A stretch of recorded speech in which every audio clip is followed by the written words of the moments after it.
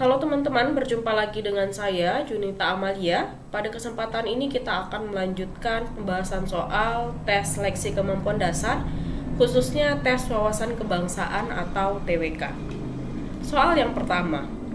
Di sini soal yang pertama adalah penjajahan Jepang kemudian berakhir setelah proklamasi kemerdekaan Indonesia yang berlangsung tanggal 17 Agustus 1945. Berlangsungnya penjajahan Jepang selama 3 tahun ternyata menimbulkan banyak sekali pengaruh. Dampak penjajahan Jepang di Indonesia meliputi dampak positif dan dampak negatif. Berikut bukan merupakan dampak positif pendudukan Jepang dalam bidang politik adalah, nah perlu diperhatikan di sini, hati-hati dengan kata bukan merupakan dampak positif, berarti yang ditanya adalah dampak negatif. Nah, kita lihat optionnya mana yang merupakan dampak negatif di bidang politik. Yang A, bahasa Indonesia mulai berkembang saat itu menjadi bahasa nomor 2 setelah bahasa Jepang dan dilarang menggunakan bahasa Belanda. Berarti ini tidak ada kaitannya dengan politik dan bukan dampak negatif ya. Berarti ini bukan. Yang kedua, Jepang membentuk BPUPKI dan PPKI sebelum kekalahannya, yang membuat para tokoh bangsa berhasil merumuskan Pancasila yang merupakan dasar negara. Berarti ini berkaitan sama politik tapi dia positif ya.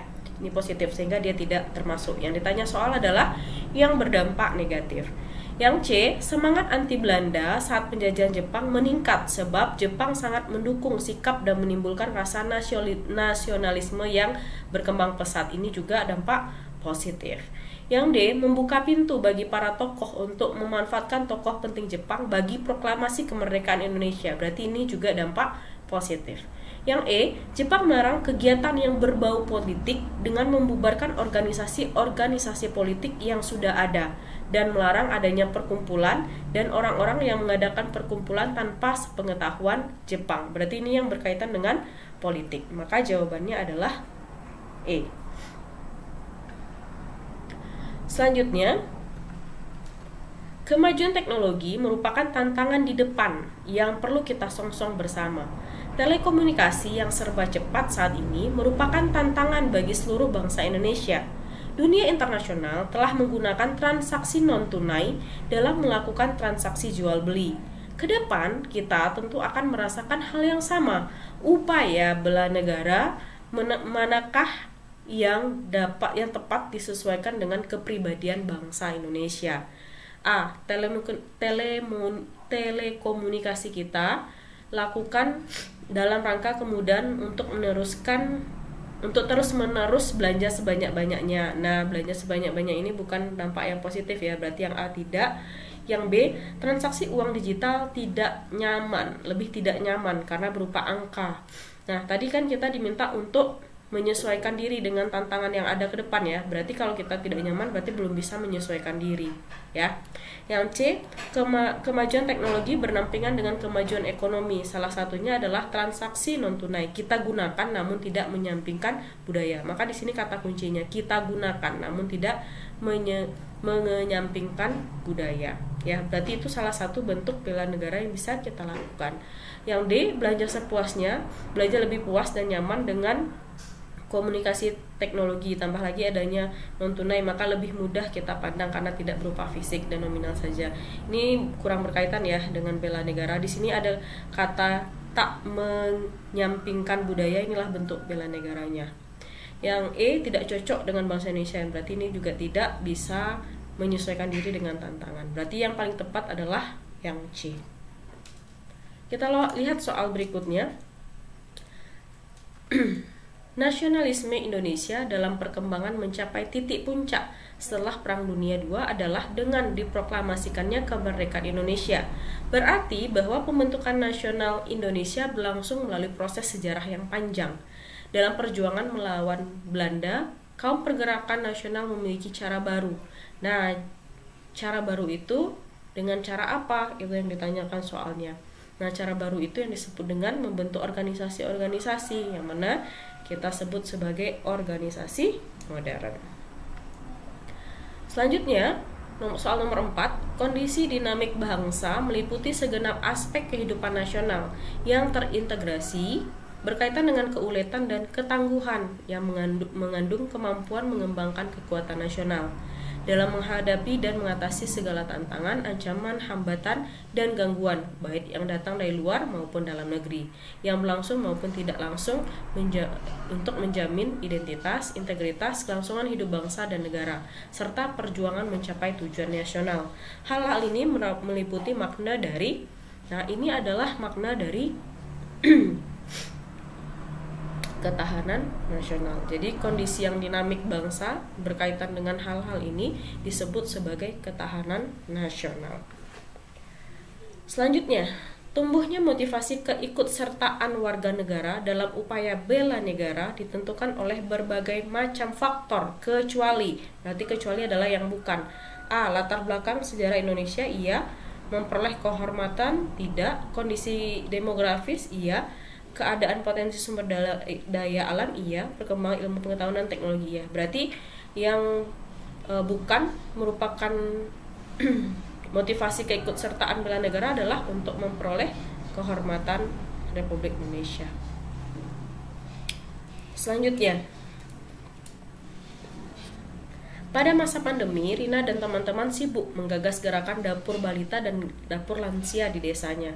Kegiatan dalam gerakan ini adalah Rina dan teman-temannya mengumpulkan bahan makanan atau uang untuk kemudian dibelanjakan bahan makanan dan memasaknya.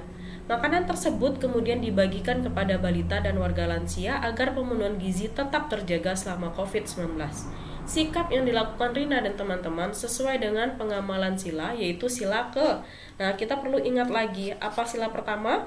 Yang pertama adalah ketuhanan yang Maha Esa, berarti ini tidak ada kaitannya. Yang kedua adalah kemanusiaan yang adil beradab. Ini otomatis ya, berkaitan ya, karena berkaitan dengan balita dan lansia. Jadi bentuk rasa kemanusiaan yang dilakukan oleh Rina dan teman-temannya adalah dengan membuat dapur balita dan dapur lansia. Selanjutnya, untuk melihat apakah sebuah perundang-undangan tersebut dapat dikatakan baik, maka perundang-undangan tersebut sekurang-kurangnya harus memiliki 3 landasan. Nah, ini teman-teman harus tahu bahwa sebuah perundang-undangan disebut baik jika dia mempunyai yang pertama landasan sosiologis, ya. Yang kedua harus memiliki landasan filosofis, ya. Yang ketiga juga harus memiliki landasan yuridis. Maka jawabannya yang nomor B, ya. Jadi perundang-undangan itu akan dikatakan baik jika memenuhi 3 landasan, yaitu landasan sosiologis, fisiologis, dan yuridis yang berlaku secara hukum gitu ya, yuridis. Selanjutnya, Silviana merupakan wanita yang gemar berkeliling Indonesia. Di beberapa daerah ia sering kali berfoto menggunakan baju Indonesia dan mengibarkan bendera merah putih. Dan walaupun ia berkeliling di negara tetangga, namun tetap mengibarkan simbol-simbol negara Indonesia. Perilaku Sylvia merupakan perwujudan dari A. Nilai patriotisme. Nah, patriotisme itu berarti berkaitan dengan kepahlawanan ya. Menurut saya ini bukan bagian dari kepahlawanan. Berarti yang A bukan. Kedua, separatisme, itu sikap acuh tak acuh juga bukan. Yang ketiga adalah nasionalisme. Nah, ini mungkin bisa jadi jawaban. Ya, kita lihat hedonisme juga bukan ya, hedon. Nah, di sini ada 2. Yang C dan yang E ada nasionalisme. Tapi kita lihat karenanya. Karena menggunakan atribut simbol negara, maka cinta terhadap negaranya. Yang E karena adanya kecintaan bangsa yang berlebihan. Nah, di sini adalah kalimat berlebihan, maka ini tidak pas. Berarti yang paling cocok adalah yang C. Jadi perilaku Silviana merupakan perwujudan dari penanaman nilai nasionalisme karena dengan menggunakan atribut simbol negara, maka cinta terhadap negaranya. Oke, selanjutnya, nasionalisme adalah sebuah paham yang cocok diterapkan di Indonesia. Paham nasionalisme ini sangat didukung oleh sila ketiga, yaitu persatuan Indonesia dan butir-butir pengamalannya. Di bawah ini yang tidak termasuk butir pengamalan sila ketiga. Ya, kita lihat A. Mengembangkan rasa kebanggaan berbangsa dan bertanah air, maka itu akan memupuk persatuan dan kesatuan. Memajukan pergaulan demi persatuan dan kesatuan, benar. Mengembangkan rasa cinta tanah air juga akan memupuk rasa persatuan dan persatuan. Gemar melakukan kegiatan kemanusiaan sepertinya ini belum cocok. Yang E, mengembangkan persatuan Indonesia berdasarkan Bhinneka Tunggal Ika. Maka yang D itu bagus, tapi bukan berkaitan dengan pengamalan sila ketiga. Berarti jawabannya adalah D. Gemar melakukan kegiatan kemanusiaan, itu lebih berkaitan sama sila ketiga ya. Sila kedua ya. Kalau yang ini tadi adalah sila kedua, karena sila kedua itu adalah kemanusiaan yang adil dan beradab. Oke, soal terakhir. Adinda adalah seorang pegawai pemerintah yang berdomisili di kota besar dengan segala fasilitas dan kenyamanan yang ada. Suatu hari dengan alasan kemanusiaan, Adinda ditugaskan untuk bekerja di salah satu daerah di 3T di Indonesia yang letaknya ada di sebuah pulau di selatan Indonesia dengan keadaan yang jauh dari kata nyaman dan penuh fasilitas. Jauh ya. Namun dengan segenap hati dan berlandasan kepada rasa cinta kepada tanah air dan keinginan untuk memajukan bangsa, ia rela meninggalkan kehidupan di kota dan menerima tugas di pulau tersebut. Berdasarkan uraian di atas, sikap Adinda termasuk pada A. Bela negara, B. Patriotisme, C. Nasionalisme, D. Tifoslero, dan C. Kecintaan tanah air. Maka yang paling tepat itu adalah patriotisme ya. Berarti dia memiliki jiwa kepahlawanan. Kenapa? Karena dia rela untuk meninggalkan semua fasilitasnya yang ada di kota besar untuk bisa mengabdi dengan segenap hati demi memajukan bangsa. Maka ini sangat berkaitan dengan patriotisme. Oke, mungkin pada kesempatan ini sampai di sini dulu. Kita akan lanjut membahas soal-soal berikutnya di video berikutnya.